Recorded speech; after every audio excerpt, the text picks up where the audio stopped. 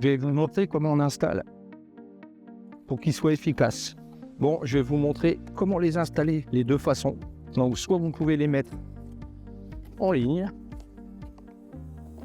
ou vous pouvez aussi les installer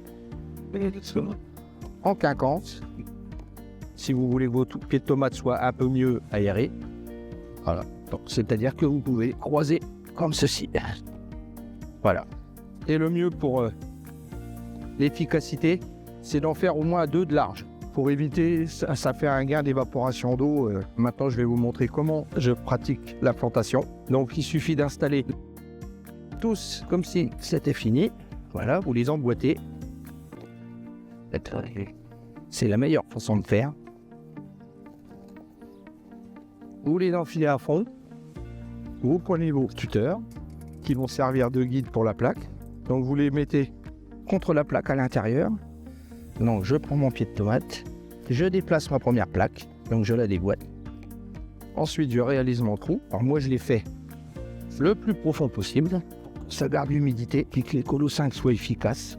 Je mets mon mélange de terreau et de fumier de cheval. Je retire toujours les 4-5 premières feuilles que je place. Et surtout, je ne tasse pas. Parce que l'eau que vous allez mettre va finir le travail. Je remets une pelle de mélange de fumier de cheval et de terreau. J'ai mis bien la terre. Sans la tasser, je répète bien. La petite butte primordiale pour étanchéifier. Donc vous mouillez, ça va tasser la terre. Et quand je vais enfiler, le cône qui est ici va rentrer de 3-4 cm dans le sol et c'est ce qui va faire l'étanchéité du pot. Voilà. Et je passe la main. Et je remboîte. Et surtout, vous le plaquez bien à fond pour qu'il s'étanchéifie. Et vous testez en remplissant. Si vous voyez l'eau monter, ah oui, voilà.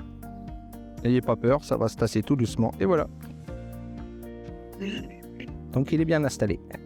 Et surtout, en fin d'installation, bien regarder si elles sont bien plaquées au sol. Et finaliser à remettre de la terre autour pour éviter une ventilation sous la plaque. Vous essayez de ne pas en mettre dans la rigole parce que c'est ce qui fait la récupération de l'eau de pluie. Voilà. Donc la pluie, quand elle tombe dans les rigoles, elle rentre dans les petits trous et elle retourne sous la plaque. La plaque sert beaucoup pour éviter les maladies parce que lorsque vous avez un orage, il faut que l'orage est passé. Quand vous avez le coup de chaleur, vous avez une vapeur qui se forme et là, il n'y a rien de tel pour le mildiou.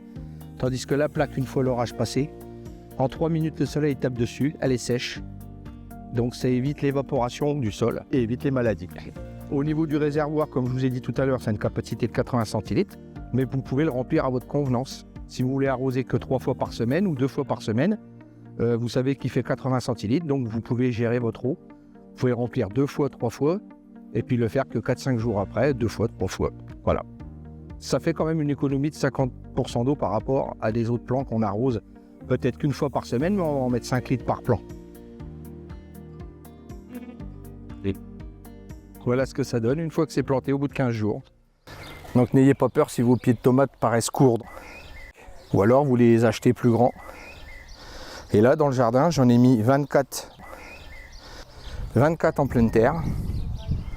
Et ce sont les mêmes variétés de chaque côté.